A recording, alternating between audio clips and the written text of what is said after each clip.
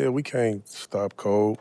We can't stop Shaq. Everybody in here is supposed to say Shaq. It was always hard to get a win on the motherfuckers, you know? Damn Kobe Bryant. Shaq averaging 36, he averaging 26, whatever. Like, dude, it was impossible, dog. The Shaq and Kobe era was, to me, a lot more scarier. Portland has 3 timeouts left. The Lakers have 2. Bryant to Shaq!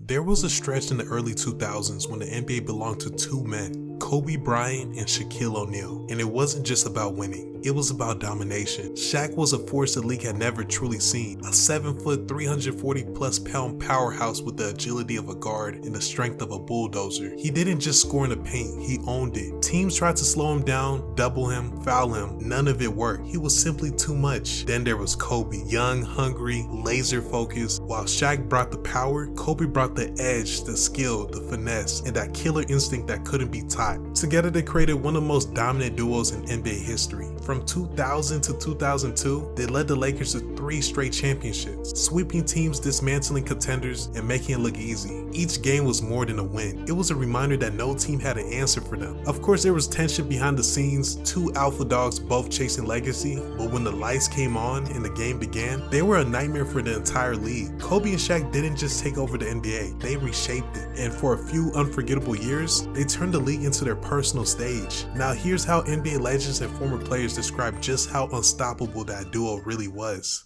Guarding Shaq is like holding up the side of a house, y'all. I was trying to see a wall in here, see if it's a wall. I can't even describe it, but I played Shaq for 2 minutes and couldn't give nobody no high five. I was just like this. Arms done. Listen, no shit, my arms were so tired, y'all. I couldn't, like if you slapped me, I would have to be like this. You know what I'm saying? I couldn't even guard, I couldn't even protect myself, but playing those 2 brought the best out of you every time you played them.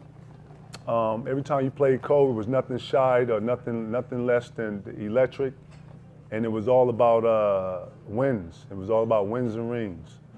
And when I got to Boston, it was just different times. But I've always enjoyed playing against those guys. It was always a challenge to play those guys, and it was always hard to get a win on them motherfuckers. You know what I'm saying? Straight up. Time I moved out and started playing on the West Coast. I mean, he was in his 5th or 6th year in the league, so he was definitely prime Kobe, very tough player to guard. Reminded me a lot of, competing against Michael day in and day out, but I was older and he was younger, so it was a lot different, but he was definitely one of the toughest players that I've ever played against, especially once Phil got a hold to him and Shaq and got that team really to playing together and playing with some chemistry. They were a very special team. We talk about Golden State and what they did with their little run, but the Shaq and Kobe era was, to me, a lot more scary of what they could have done had they stayed together than the Golden State era. You always had to be at your best and bring your best from start to finish if you were playing against him or any of his teams. And I think that's what I appreciate about remembering playing against him and being on the court with him. A fierce competitor and always demanding more of his team and his teammates than probably was possible, but he wanted to win that much. He wanted it that much, and it was an honor to share the court with him. It's the first time we had to go against the Lakers, so I don't think anybody was going to beat them. At that time. Shaq was different. Oh, was he 36? Was it 36 and 12 in the finals? Yeah, those numbers. Oh man, the whole team was guarding Shaq. There was nothing. I remember that. But when you talk about Kobe and his competitiveness, it didn't matter how big or how small you were. He was gonna try to destroy you. Yes. And that's what separated him from everyone. He was an assassin. He would cut you, and by the end of the game, you didn't know that you were gonna bleed out. And so that's just his mentality. Kobe, we tried everything. He was just, you couldn't stop him. He was full on Kobe mode. Unguardable. Yeah. So one time we kind of had him in the corner and the shot clock was going down and it was right in front of our bench. Somebody played him from the top side so he couldn't turn around over his left shoulder to shoot with the right. So he kind of like is stuck there, he sees the shot clock, he just turns around, shoots it with the left, draws, three-pointer from the corner, and we're all like, what? I mean, it's just, his skill level was unbelievable. There was not one shot that he didn't have in his repertoire. So to me, in my 20 years, he was probably the best offensive player or best player I've seen and faced. And then another great LA story is, of course, Shaq was on top of his game. You know, they were winning every year. So Coach Nelson, Donnie, had the idea, okay, you're gonna guard Shaq. And I kind of looked at him and I was like, okay, is this a joke? I mean, the game starts right away. He, of course, kind of seals me. I get around, lob comes, Sean comes. He basically elbows us both out of the way and dunks it as hard as he could. Of course, the plan didn't work at all. So that was my Shaq story. I tried to guard him, and he left the game with 46 and probably 24 or something. Last time you guarded him? Yeah. How tough were they, though? Huh? How tough were they in their bag, though? No, it's. But you were someone you had to guard. You were a rare person who could guard Shaq, and you had to guard both Yeah, of them but at times. I was the roamer. I was the double guy because it fit like weight-wise, I couldn't do nothing with that dude. If I did get caught on him, all I had to do was try to front him, and he just pushed me up the lane. They throw the bitch How over strong the was top. he? Impossible to guard. Impossible. Yeah. Listen, man. So you pick your poison. Do you try to play him straight up? You know what he gonna do. Do you double? Swings. Now you got Derek Fisher going 4 for 7, Robert Ory going 2 for 5, Devin George going 2 for 5. Like, it's just pick your poison. Then what do you do?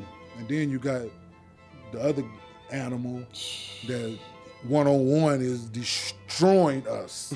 Everybody in the world. Shaq averaging 36, he averaging 26, whatever. Like, dude, it was impossible, bro. Kobe and I did a shoot.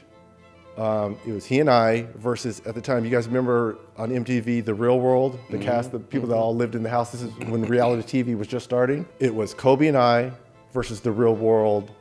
There was like 12 of them that were living in the house. We were playing, they were gonna play us. There was 15 of them and us two versus them. Gail D'Agostino, who Dylan, you've worked with, she worked with both of us. And she came to me and she's like, hey, I'm just letting you know, Kobe's gonna wanna play you one-on-one. And I'm at the height of mine. He's just, this is his second or third year maybe, second year. And I'm like, I'm not gonna play a one-on-one, but I mean, I'll teach him some stuff. We'll get on the court. And so we're on the court. He's like, teach me that step back.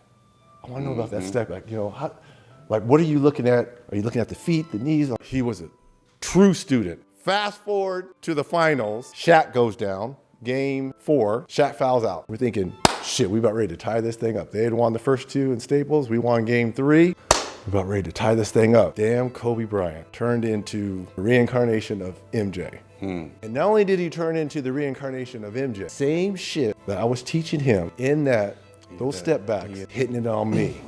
Wow. G. Miller squaring him up. These two guys played one-on-one all summer in LA. Kobe takes it between his legs. He pulls it back. I'm like, this dude prepping for this moment 3 years ago. Shaq is hilarious. He is. So in practice here in LA, everybody's late everywhere, typically because it's LA traffic. Right. So there were days where Shaq would come into practice a few minutes late, and we always had a meeting at the beginning of practice. So if Shaq comes in late, it's obvious to everybody. You're right. Plus he's Shaq, so it's obvious. He can't be missed. Can't be missed. Right. So there were days where he would literally walk in and say, sorry, Phil, I was late because it was an accident on the 405. It was a chicken truck full of chickens, and it was an accident, and there was chickens all over the 405. And I couldn't get around it, so that's why I was late. No. No, seriously. So that was Shaq for us, even though he was super dominant on the court. He always helped us to laugh and not take ourselves so seriously. On the other hand, right, Kobe was a funny guy, but he was the guy that always brought us back to that super seriousness. We miss him greatly. You kind of take yourself back to this moment of the day before you played that game, and you're saying one game to go to the NBA Finals. Well, I think we were in a position, maybe OKC now, I heard Chuck say morally defeated, coming off of Game 6, I've never been in a position we didn't know how to feel. So Game 7, we knew we were at home, but we knew that we were playing against two current Hall of Famers while they were playing in the league, and a Hall of Fame coach. And it's you guys talk about that level of trust you have to have, and being at that moment. And so it was just a good game, and we lost to a better team that day. And so Ernie, I just remember I think I played 50 minutes or something like that. I just remember being totally exhausted, mentally exhausted. On that lob play, arguably one of the greatest lobs, they say, Kobe shook up top, threw it up there to big fella. What are you thinking at that point? Yeah, you was under there. Yeah, I was under there. Yeah. I'm in the picture. I ain't gonna front. You was under there. I thought I could get it. So, to me, I think that was their deciding game on that dynasty that those guys had. The Black Mamba, I mean, man, deadly. He was just, to me, one of the greatest ball players I've ever seen to play basketball. His quickness and agility and ability to get his jump shot off from anywhere, you had to respect that. He was an issue for the defense. Well, I think the Black Mamba is appropriate. He makes shots with guys draped all over him, falling down, left hand or right hand. I just, witnessed him doing some amazing things. The Lakers are champion, back-to-back titles. Every time he played me and I posted him up and I got it, he would always come over to me and sneak it in my ear. OG, man, why you keep killing me on these post-ups, man? You gotta teach me that. What should I do? And that was just a big thing for me to hear that and to respect that. And I couldn't do nothing but respect it and teach him the game, because I know I'm a lot older than him, and I was gonna be leaving the game soon. And I wanna see somebody in that game that imitates the things that I do and can be dominant at it. And this kid was one of them guys. And I taught him everything that I needed to taught him. We used to stay after practice in LA, and I used to teach him the post-up game. Then he used to fade away. He took it all. He'll face you up. Nobody do nothing with Shaq. Nothing. It won't even close. You heard it. Body you won't even close. Too big. Like Shaq had to get assaulted every game. You know what I mean? Like, do you know how many times he got fouled when they didn't call it? Like this dude right here, man. I remember we was playing them. Man, Steve, you're a historian with this thing, man. You look up the game. It was a regular season game, and I remember they threw it to him, and I tried to foul him before he was going up and jumped Playoffs? No, I remember jumping on his back, and he took me up with him. I ain't lying, dog. And Kobe looked at me and said, "Man, what the hell is wrong with you? You trying to die? Are you trying to die?" He was doing it to big men too, not just you. Man, same thing. When we did the interview together, he finally copped to the fact that after we won championships, he was like, okay, I can just relax and coast over the summer because I know I got a teammate who's going to be training 8-10 hours a day. I was like, see, that's the BS. That would piss me off. That's it. Just time to go separate ways. Congratulations, greatest. Congratulations, the most dominant. You take that jersey and put your own jersey on, play. About time now? Yeah. Holla! Holla! 1-2. Baddest duo ever, Superman and Batman. 3 rings. Can't do it, man. It's too much. Can't sum it up. Can't put it in words. You just have to watch and observe. So guys, I hope you enjoyed the video, and tell me, how many championships do you think Kobe and Shaq would have won if they stayed together? So make sure you like, share, subscribe, and until next time.